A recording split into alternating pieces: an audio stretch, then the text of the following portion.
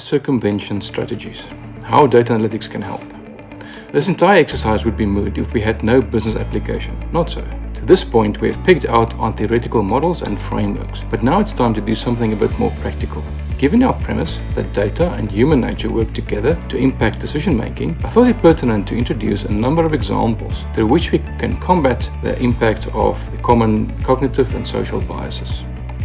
The issue with cognitive biases, mentioned before, is that it functions as a learned behavior inhibiting us from making quality decisions. Because of the success of heuristics, we tend to trust our instincts and go with what feels right, but it often isn't the case. We are pulled along a current of pattern recognition or bogged down by our need for stability and end up making poor decisions. Let's look at the framework from last time and see how we can circumvent these decision pitfalls. The stability bias. Young people wanting to make a contribution in an organization are often frustrated with the following sentence: "We've always done it this way. Why should we change now?" The sentiment is rooted in excessive conservatism and resistance to change, but can be managed through clever data analytics and projections.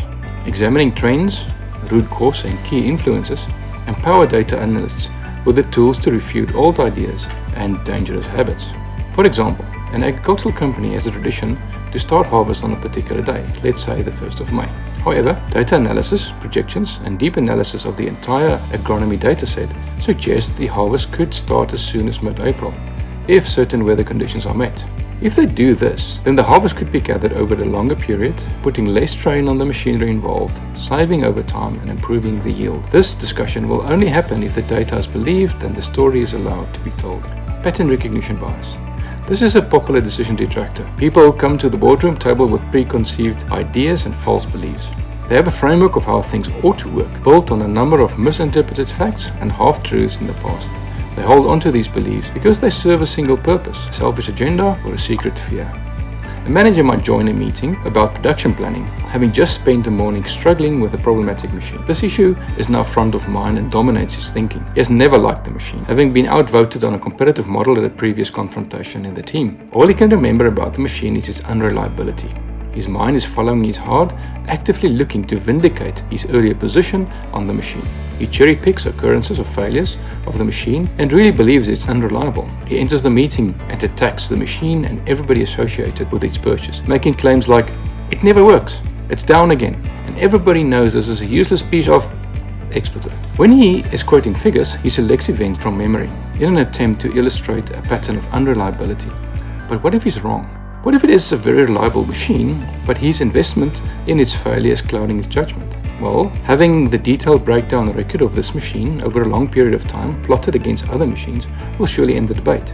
Facts are facts. And when trusted data is presented in an easily understandable format, accessible to all and in a relevant context, it usually deflates the fight and allows management to proceed with the decision process based on reality, not perception. Oh, and here's a pro tip. Never use hyperboles in an argument. It makes you look clueless and desperate. The interest bias. As mentioned before, this bias resides in personal affiliation.